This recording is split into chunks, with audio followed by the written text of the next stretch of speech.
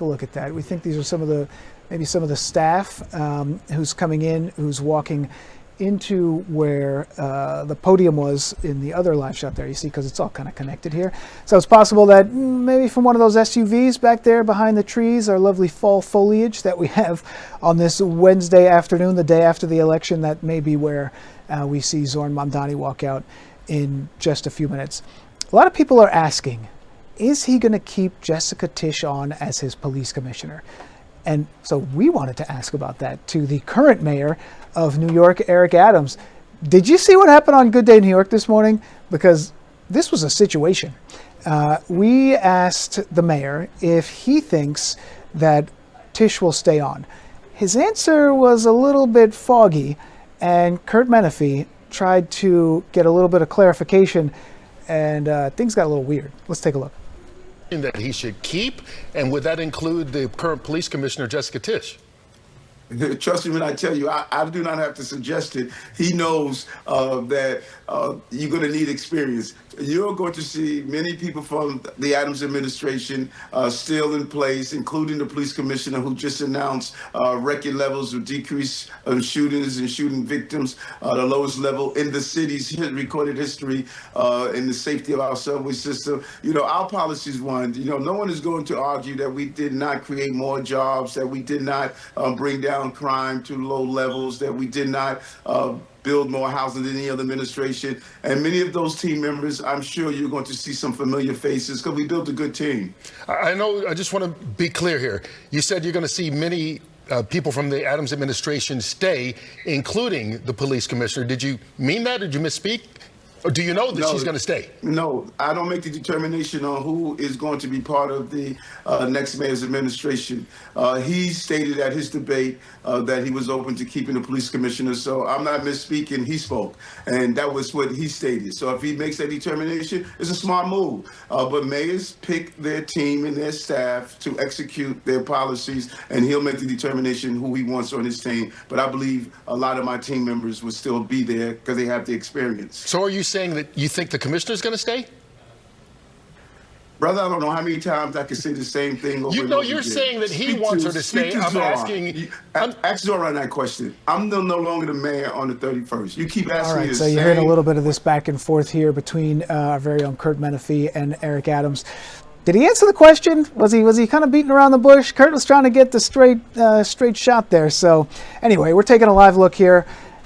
The morning after this historic election, there we have the mayor-elect, Zohran Mamdani, preparing to give a speech. We're expecting that he is going to give us some information about his team as he forms it. So let's go ahead and take a listen in. Zohran Mamdani, the mayor-elect, historic victory last night. Let's hear what he has to say this morning. Good morning, New York. Last night, we made history. I'm so proud to be standing here today as the mayor-elect of the greatest city in the world. Over 2 million New Yorkers cast their ballots. Whether they were the more than a million who supported this campaign or the others who supported someone else, or whether they felt too disappointed by the political process to participate at all, I will work every day to honor the trust that I now hold. The poetry of campaigning may have come to a close last night at 9, but the beautiful prose of governing has only just begun. The hard work of improving New Yorkers' lives starts now. That process begins with transition. In the coming months, I and my team will build a city hall capable of delivering on the promises of this campaign. We will form an administration that is in equal parts capable and compassionate, driven by integrity, and willing to work just as hard as the millions of New Yorkers who call this city home. And central to that effort is a transition team that is defined by the excellence New Yorkers will soon come to expect from government. Our team will be directed by Ilana Leopold, whose roots in this city extend back to her grandmother running the trams on Roosevelt Island. She has extensive experience in city government and has been a key part of our campaign to become the next mayor of this city. And it will be led by our formidable co-chairs, former Federal Trade Commissioner Chair Lena Khan, former First Deputy Mayor Maria Torres Springer, United Way President and CEO Grace Bonilla, and former Deputy Mayor for Health and Human Services, Melanie Hartzog. Over the coming days, we'll start announcing the leaders who will implement our agenda. People like deputy mayors, who oversee entire areas of government, and the commissioners, who carry out the critical work of city agencies. Some of these people will have familiar names, others will not. What will unite them will be a commitment to solving old problems with new solutions. We will cast a wide net. We will speak to the organizers on the front lines of the fight to improve our city, government veterans with proven track records, policy experts from around the country and the world, and working people who know better than anyone what their neighborhoods need. Throughout this campaign, I have worked hard to be accessible and transparent with New Yorkers. That same spirit will animate this transition and the city hall we build, because New Yorkers deserve a government that they can trust. And on January 1st, when our city celebrates the inauguration of a new administration, let us also celebrate a new era for our city, one that we all feel invested in and whose success we all work to achieve. Now, it is my pleasure to invite Ilana Leopold to deliver a few words. Thank you. Good morning. My name is Zohran Leopold, and I'm very honored to serve as the Executive Director of Mayor-elect Mamdani's leadership team. I want to thank Zohran for his faith in me, both on the campaign trail and in this next exciting chapter of this movement. As a third-generation New Yorker raised in Mitchell-Lama housing and educated at CUNY, I bring to this work a deep appreciation for the city's promise and a commitment to expanding it for others. I love this city deeply, and I'm so grateful for the opportunity to help shape its future. I'm also expecting a child soon, and so I want the future that she inherits to be one of possibility and opportunity, and I want my new family, like so many others, to be able to rely on the universal child care that Zohran campaigns on. I know from first-hand experience that no one will fight harder for New Yorkers than Zohran. He has the vision and ambition necessary to drive down the cost of living so that families like mine can afford to live in the city we've built. I cannot wait to help our next mayor build a government for and by all.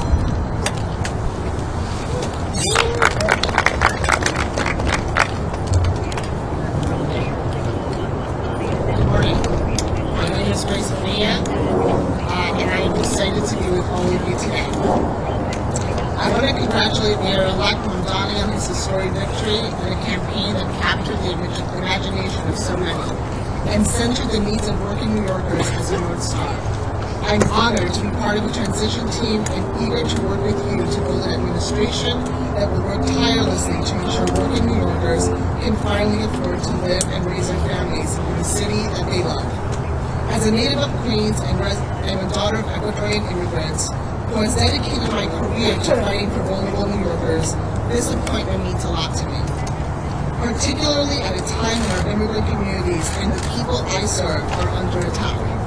As we stand here today, 1.8 million New York City residents are without benefits to feed themselves and their families because of the inactions from the federal government.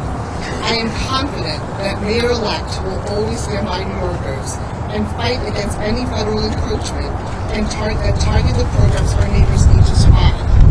I look forward to helping him to build working to build an effective government that keeps every New Yorker safe, healthy, housed, and builds on the promise of our city and the brilliance of our people. Ahora en español. Ante todo, quiero felicitar al alcalde electo Mamdani por su victoria histórica y por una campaña que cautivó a tantos y que le dio prioridad a las necesidades de los neoyorquinos luchando por sobrevivir en esta ciudad. Estoy muy orgullosa de formar parte de su equipo de transición. Estoy lista para trabajar con usted para construir una administración que se esfuerza incansablemente para garantizar que todos los neoyorquinos puedan finalmente vivir y criar a sus familias en esta ciudad que tanto amamos. En este preciso momento, 1.8 millones de residentes de la ciudad de Nueva York carecen de beneficios para alimentar a sus familias y a sí mismos, debido a la inacción del gobierno federal. Confío en el alcalde electo siempre defenderá a los neoyorquinos y luchará contra cualquier acción federal que afecte negativamente a los programas que nuestros vecinos necesitan para sobrevivir. Espero poder ayudar a construir un gobierno eficaz que garantice la seguridad, la salud y la vivienda de todos los neoyorquinos y que aproveche el potencial de nuestra ciudad y el talento de nuestra gente. Muchas gracias.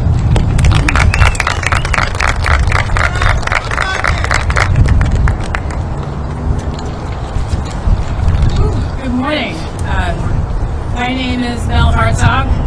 No one calls me Melanie except my mother when I'm in trouble. And I'm so excited to be with you all today. I first want to start off by congratulating our Mayor-elect Mamdani on an impressive and amazing campaign and victory last night. In my day job, I lead the New York Foundling, one of the city's largest and oldest social service organizations. I previously served across 2 administrations as a deputy mayor for Health and Human Services, director of the Office of Management and Budget, deputy commissioner for the Administration for Children's Services, among other roles. There's one thing I've been reminded of in this work, time and time again. It all comes down to economics. Paying your rent, putting food on the table, taking care of your kids. That's what New Yorkers care deep down about, and that's what the mayor-elect has so successfully tapped into. It's my honor to join the mayor-elect and this incredible group of women who epitomize public service to make sure that we bring the very best, brightest, and most principled people to deliver for our fellow New Yorkers on this moment of promise. Thank you so much. Good morning, everybody. It's great to see you all.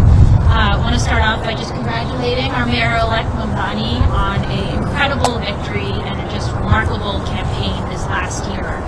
I think what we saw last night was New Yorkers not just electing a new mayor, but clearly rejecting a politics where outsized corporate power and money too often end up dictating our politics, and a clear mandate for change where New Yorkers can get ahead and where all workers and small businesses can thrive, not just get by. I think what we saw through the campaign was an operation that showed extraordinary discipline, rigor, talent, and I know that Zohran has the vision and courage to make sure that we can actually deliver. It's such an honor to get to be part of his transition team, and I'm so excited to work with the co-chairs to make sure that we're building an administration that can hit the ground running on day one and deliver for all New Yorkers. Thank you so much. Good morning, everyone. My name is Maria Torres Springer, and first and foremost, I want to congratulate the mayor-elect on his extraordinary victory last night and on building a campaign for and by the people. I'm so thrilled to join his transition team of extraordinary women, by the way, and help ensure that his administration is ready to govern boldly and effectively on day one. As the daughter of immigrants who believed in the promise of this country, and as a proud New Yorker who loves and believes deeply in this city, I have so admired the way the mayor-elect ran a campaign that reminded us that home is both our greatest challenge and the greatest hope for our future. I remain deeply proud of the work that I did across 3 mayoral administrations to make our city more affordable and more just. This has been my life's work. And I'm eager to bring that experience, all of the lessons learned, what worked, what didn't, to help the mayor-elect achieve early, tangible wins for New Yorkers. Despite the headwinds we face as a city and as a country, the mayor-elect has truly rekindled something very powerful. Our shared faith in New York's capacity to do big things and to dream boldly. Importantly, he and I share an undimmed belief in government's capacity to deliver for working people, an undimmed belief in public servants' capacity to not just meet, not even just exceed, but defy expectations. So thank you, Mayor-elect, for this opportunity. I look forward to helping you build an administration that gets to work joyfully and urgently to lower costs, build homes, expand childcare, and ensure that every New Yorker can build a life of dignity in the city that we all love. Thank you. Everyone, we'll take your questions, and the co-chairs are available to answer questions as well. We'll start with you, Marcia.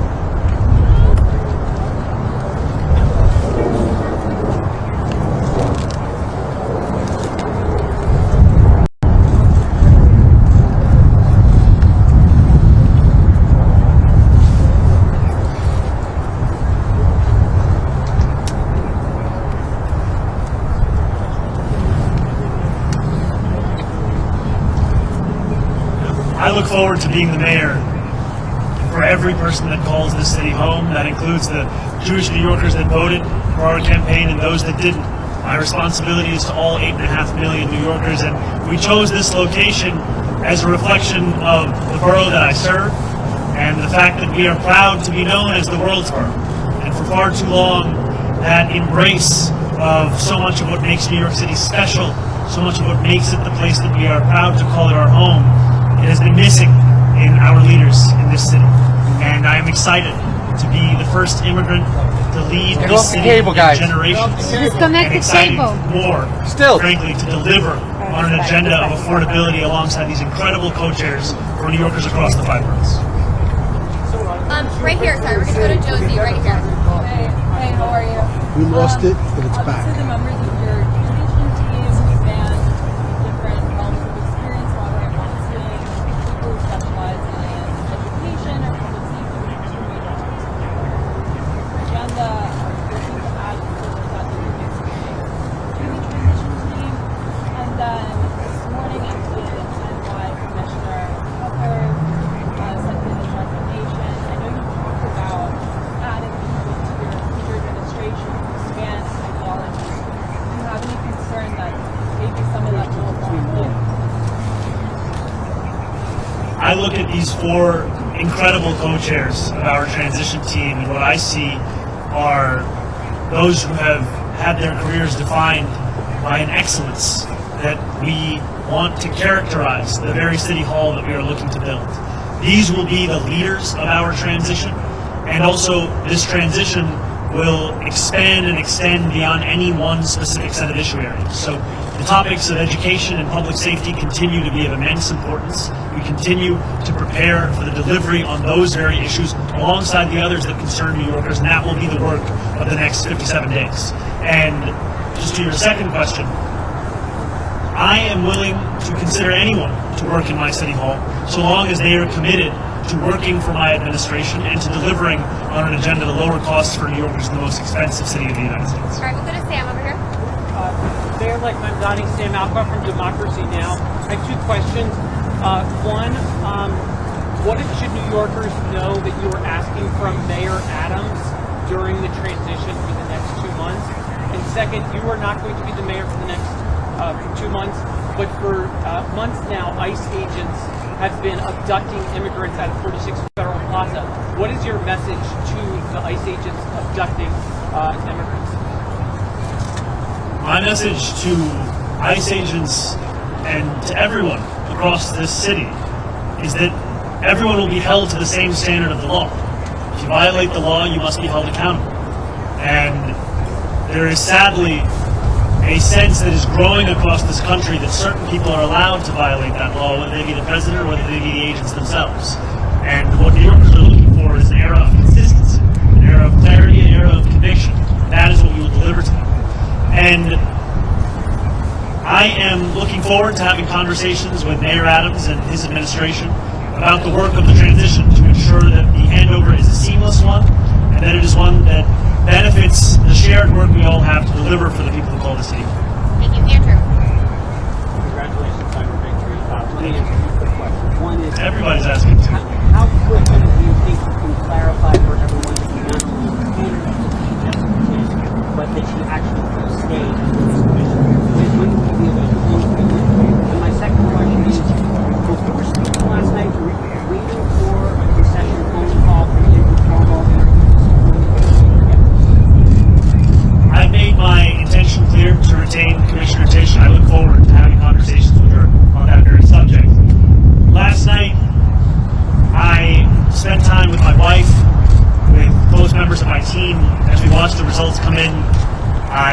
spoke briefly with Curtis Sliwa, and then I headed to address the thousands of New Yorkers that were there, waiting to hear of what this new era of government will look like.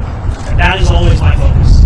Not on the candidates of this past election, but rather on the people that are so often left behind by our politics. I look forward to serving them. Morgan. Doing well. How are you doing?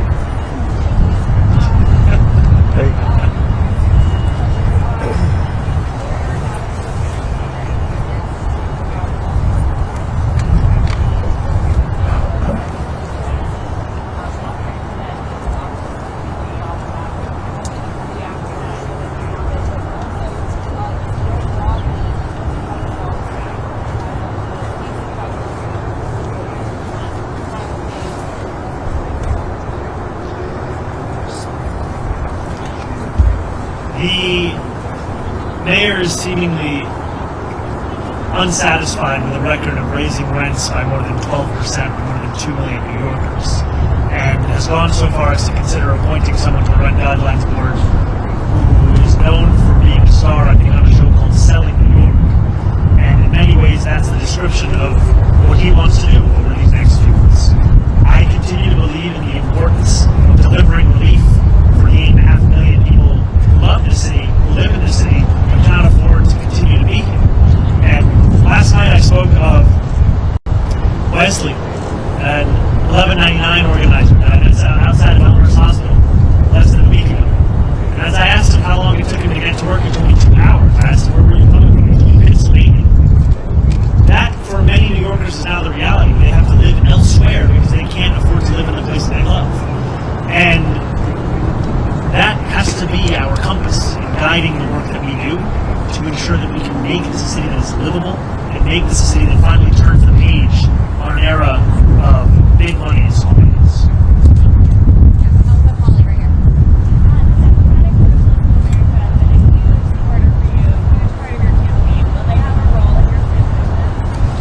I am looking forward to having every member of my coalition being a part of our transition. The transition will be guided by the work that we need to do, and the coalition that brought me to this point has done an immense amount of work and has also been leading in the fight for dignity for working class New Yorkers.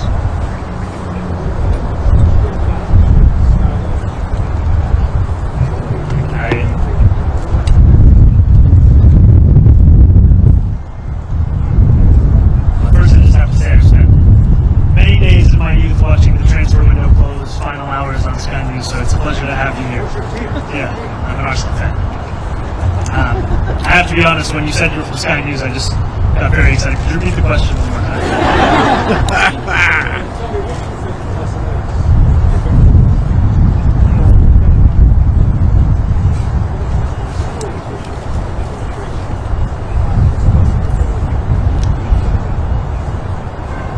I think the lesson for the president is that it's not enough to diagnose the crisis in working class Americans' lives. You have to deliver on addressing that crisis. This is a president who ran a campaign on the promise of cheaper groceries, and now, as was said by one of our co-chairs, has gone so far as to cut SNAP benefits for close to 2 million New Yorkers. Someone who is literally making it harder to afford those same groceries whose price he was decrying not that long ago. And what scares Republicans across the country is the fact that we will actually deliver on this agenda. And the contrast is something that they cannot bear to witness. And I try to keep my focus similar to that cover on the New Yorker where the world ends in New Jersey, and thinking about what this means for our city instead of for our nation. And I will tell you that for our city, what left me with such great hope last night were the stories from so many New Yorkers who had never voted before, who had lost hope in politics years ago. And to stand here before you, having received over 1 million votes in an election that saw a turnout the likes of which we haven't seen since 1969, it shows that politics, once again, is offering more than just a settling for the crumbs that are not able to meet the needs of so many families across the city. We are finally offering a vision that can meet the scale of the crisis in working class New Yorkers. Thank you very much. Please.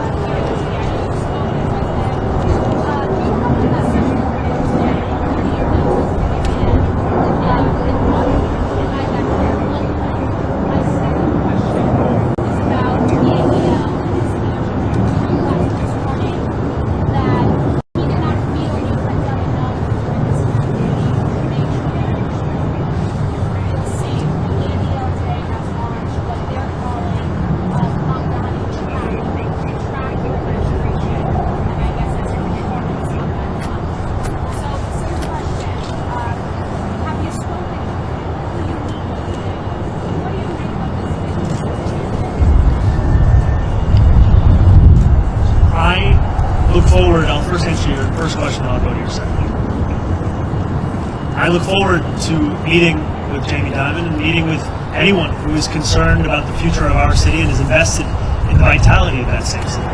And these are not very different from the conversations I had over the course of this campaign with many business leaders. While we may have disagreements on fiscal policy, we also found many areas of agreement as to what the city actually needed. And I think it is critically important that we start to embody a style of leadership that does not demand agreement across every single issue in order to even have a conversation. We need to be able to deliver for New Yorkers, and that means to meet New Yorkers, even those with whom we have any disagreements. So I look forward to having those kinds of meetings, be it with Jamie Dimon or be it with other business leaders, and continuing to show that our affordability agenda is an agenda that would also benefit businesses across the city. Because what I've heard from many of those same business leaders is that the inability for city government and state government to provide universal childcare has led to businesses sometimes having to provide stipends to their own employees given the expense of that childcare. It makes sense because childcare in the city costs an average of $22,500 a year, which is a burden that many families cannot bear. And I also look forward to streamlining the regulations within city government. I'm someone who believes deeply in the public sector, believes deeply in public regulation, and I also believe if I cannot give you an answer as to why a regulation exists, then it likely doesn't have a good reason to exist any longer. And that extends to when a restaurant owner told me of the $25 a year he has to pay the city for the right to sell a frozen dessert. It also extends to the way in which we fine and fee small businesses across the city, which is why we've committed to cutting that in half. And I have not spoken to Jonathan Greenblatt. I take the issue of anti-Semitism incredibly seriously. And last night in my speech, I spoke about how my city hall will stand steadfast with Jewish New Yorkers in fighting the scourge of anti-Semitism across the city and making that clear in the actions that we deliver on from January 1st. And I look forward to working with Jewish leaders across this city, whether they be elected officials, whether they be rabbis, whether they be community leaders, to deliver on the promise of not just protecting Jewish New Yorkers, but celebrating and cherishing them in the same city. Yes, go ahead, Henry.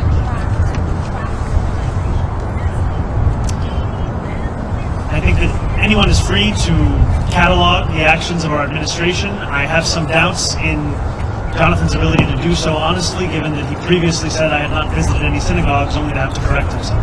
Thank you. Yes.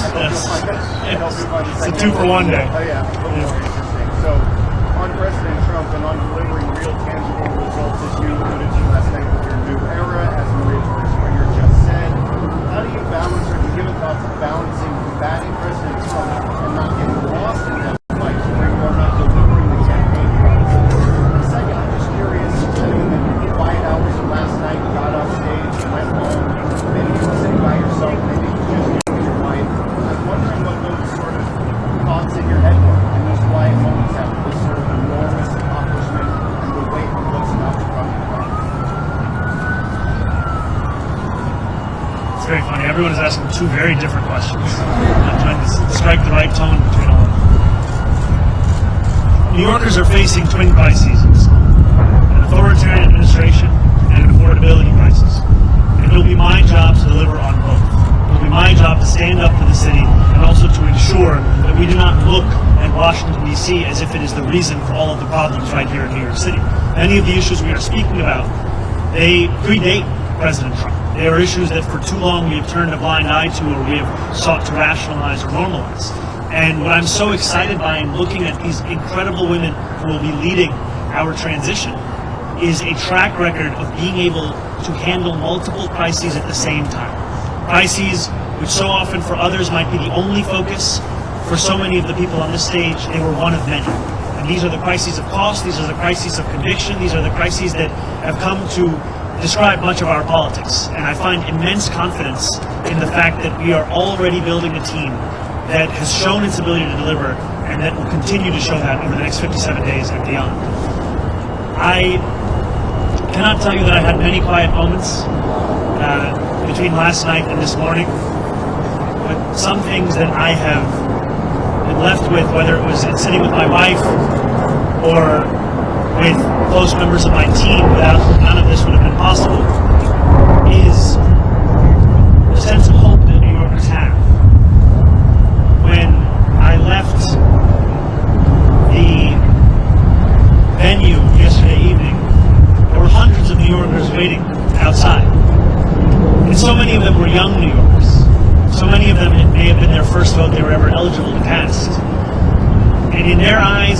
shouts and their screams, I heard the potential for what our politics can be. And it's a potential for New Yorkers to not only be able to see themselves and those that lead them, but more importantly to see their struggles. And just before this, I heard from an immigrant rights advocate who said that the moment that made her whole in the speech that I shared was when I spoke about the city as being one that was built by immigrants, that was powered by immigrants, and now that will be led by an immigrant. And I think for too long, many New Yorkers have been told that there are only places in the shadows. And it's incredibly exciting to stand here alongside these leaders to embrace the light that the future will hold for all of us in this city. Congratulations. Thank you very much. Yes. One of the things that we're seeing is that many Hispanics went to leave in the last few weeks after the president advocate for them to President Trump. Do you see that happening anytime soon? Do you actually only dialogue with them as the White House reach out to at all?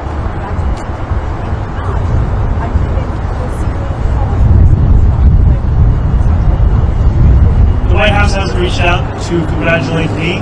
I continue to be interested in having a conversation with President Trump on the ways in which we can work together to serve New Yorkers, whether that be delivering on his campaign promises around cost of living, or the many issues that New Yorkers have been sharing with me about the drastic impacts that the legislation that President Trump has ushered through Washington will mean for them and their lives.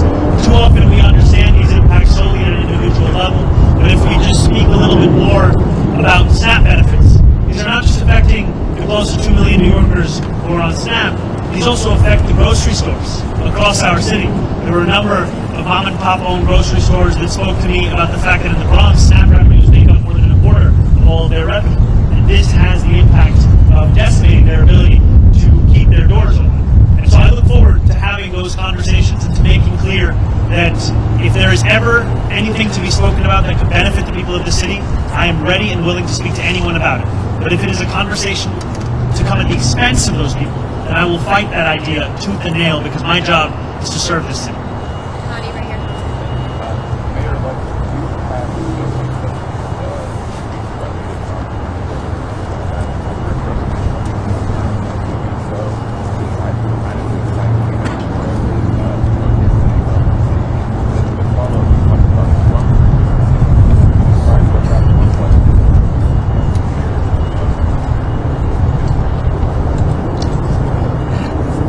When I speak about Trump-proofing this city, I speak about protecting those with the least from the consequences of a man with the most power in this country. It is in part a reference to the need to ensure that any fight for additional revenue is one that also looks to try and protect those same New Yorkers from these kinds of cuts to the greatest extent that we can. And it's also a commitment to ensure that so many of the storied parts of city government return back to the moments where they were on the front lines of fighting for dignity and civil rights, and I think specifically of our city's law department. This is a law department that, when you think of the seminal civil rights cases of this country, they were there. And yet today it has 200 fewer lawyers than it did before COVID. This is an example of lack of interest from an administration in ensuring that we are investing in the tools that have been proven to protect those same New Yorkers. And I will not mince my words when it comes to President Trump. I will continue to describe his actions as they are, and I will also always do so while leaving a door open to have that conversation, because it cannot be understood as if it is an argument between two individuals. I am looking to lead this entire city, and everything that I do must be to the benefit of this city, and I look forward to delivering for that same city. Yeah, hi. Hey, how's it going? So after your win last night, a lot of critics went to our comment section in the social media news we run, saying, talk to the Mamdani supporters and see how they feel, talk to them in a year, see how bad it's going to get. Do you have any comments on how those folks are reacting and how you're going to improve? First, I'd say we've come a long way since that conversation in Astoria Park, and it's lovely to see you here. But I think that there were many who said similar things when we launched our campaign on October 23rd. Talk to the campaign in 6 months, talk to the campaign in a year, see where they are. And what we've shown is that the hunger, the dedication, the commitment to excellence and delivering in the ways in which we have been told are impossible. This is what will typify our efforts. It has thus far. This is what will describe them moving forward. And the passion, as Maria had said, of an undimmed potential for government to meet the needs of working people across the city, that is something that we fully intend to deliver on. These were not words that were shared as a means by which to inspire people for the purpose of an election. These were commitments that were made that we intend to deliver on to ensure that New Yorkers can live in the city of Hall.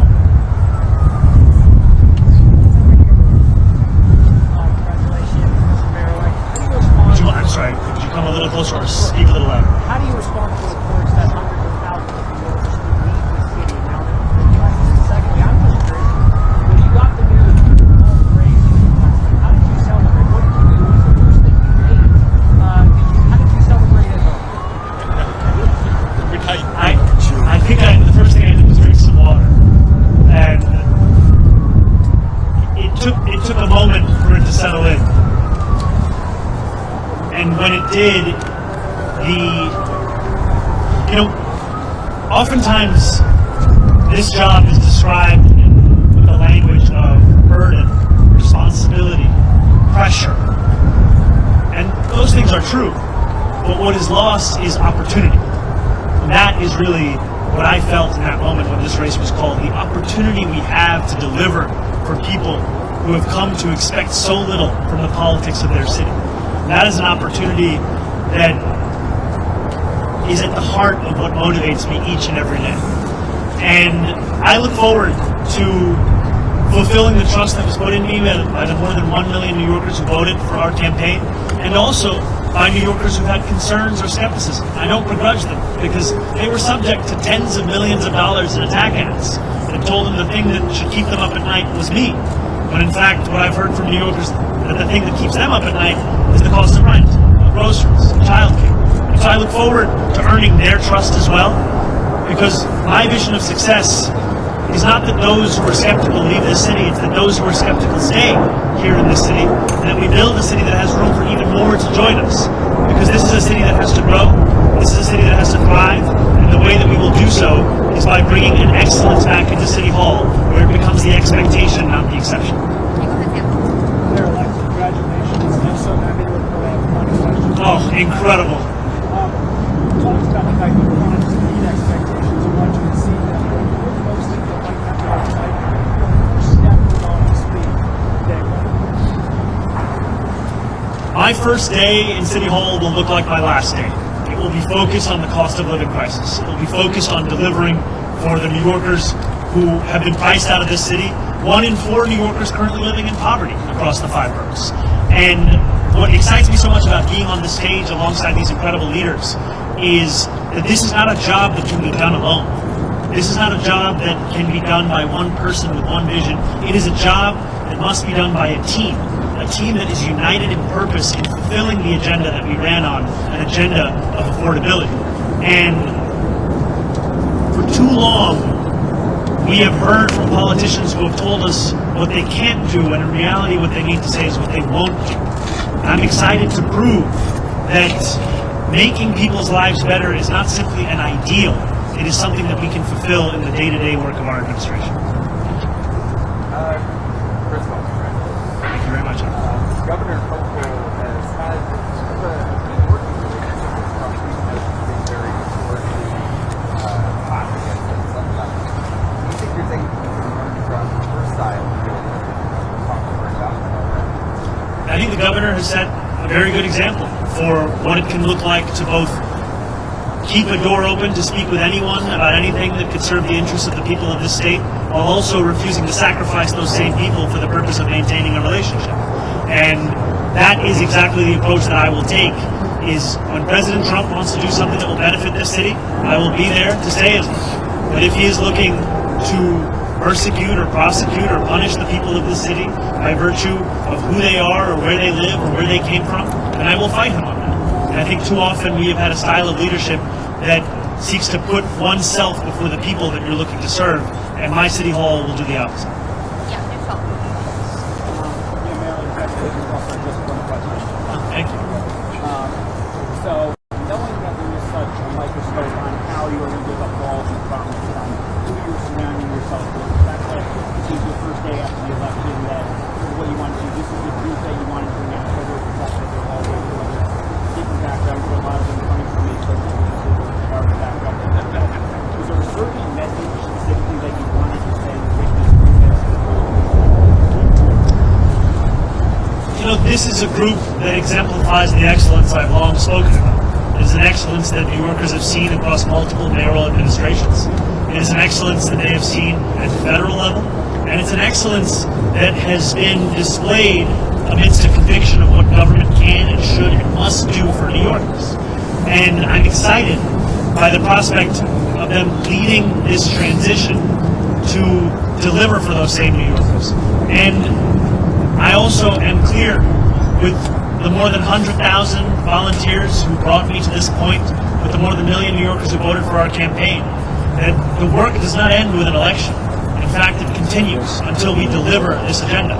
And that delivery will be something that we do over weeks and months and years. And it will be something that we will take immensely seriously, because it is a delivery that will fulfill the hope that so many of us have.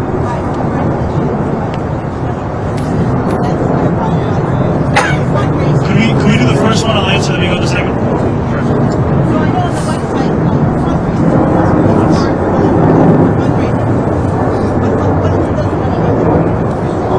Thank you for the question. It's transition2025.com. And, you know, there were a few months ago where I told supporters across the city to stop donating. And today I am asking them to start once again. And I am asking them to do so because of the fact that a transition that can meet the moment of preparing for January 1st is one that will require staff, it will require research, it will require infrastructure.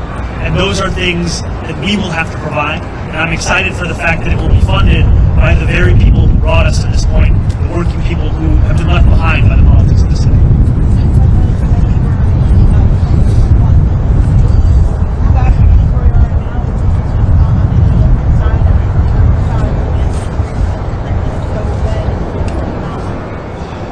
I did get a text from my super late this night. Look, I have been told time and time again, and I've embraced it, to not measure the drapes. And here I am the day after being asked to use a ruler. And I will tell you that my focus right now is on the transition team. I will speak with my wife. I will think about this further. When I have something to share, it will be done so publicly. Andrew Cuomo did. Okay. Two questions again. The first one, has the mayor or anyone invited you to City Hall? Do you have plans to go to City Hall to meet with him in the coming days? The mayor has not invited me as yet to go to City Hall, but I look forward to having those conversations about the transition. Okay. For the last 4 years, we've heard a lot about Brooklyn. They've got the leaders in the House and the Senate, the mayor, all sorts of power. Is Queens having its moment? We spoke about this a little bit standing here, and like, is this borough on top? You know, I don't see it as a question of which borough is on top. I am looking to serve every single one of the 5 boroughs. And in each of these boroughs, I find so much of the inspiration of the work that we have to do at City Hall. And I'm also proud to represent Queens in the state legislature. I'm proud to be a resident and an assembly member for Astoria and for Long Island City. And I'm proud that we are standing here today in the World's Borough to embrace what gives so much meaning as to what it means to be a New Yorker here this moment today. This guy's trying to get me to go against other boroughs. Where's the suit? Good to see you.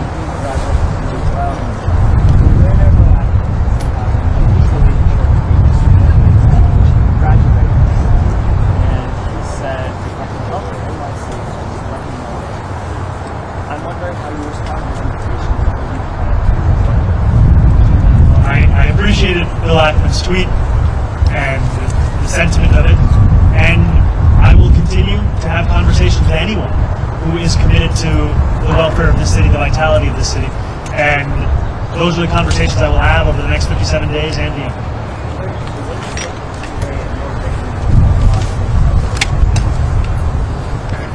I can tell you what it means in this city. It means that the idea of a politics built around the delivery of dignity to each and every person who calls the city home, that politics is alive and well. And for too long, we have spent our time debating who deserves that dignity, as opposed to delivering it to each and every person who calls the city home. What specifically do you want to continue from the American Adams administration the progress or initiatives? Mr. Speaker, you involved in speaking first. I didn't hear the second. Mr. Speaker, you involved in speaking first. You know, even amidst my many critiques that I have of the Adams administration, we have to have a sober analysis of the work that is done in any single administration. And I think that City of Yes is something that is a significant and good step forward. I think that trash containerization is another example of something that we should continue to pursue. And these are examples to me of some of the issues which have been long recognized by New Yorkers as one that need to be contended with by government and ones that have simply been ignored. And I look forward to continuing on those issues and then correcting the course in many and other areas of city government. And I look forward to working with the council and with the next speaker on delivering on an agenda of affordability for each and every person that calls the city home. Thank you guys so much. Thank you all. Has Mayor Adams reached out to congratulate you? You step.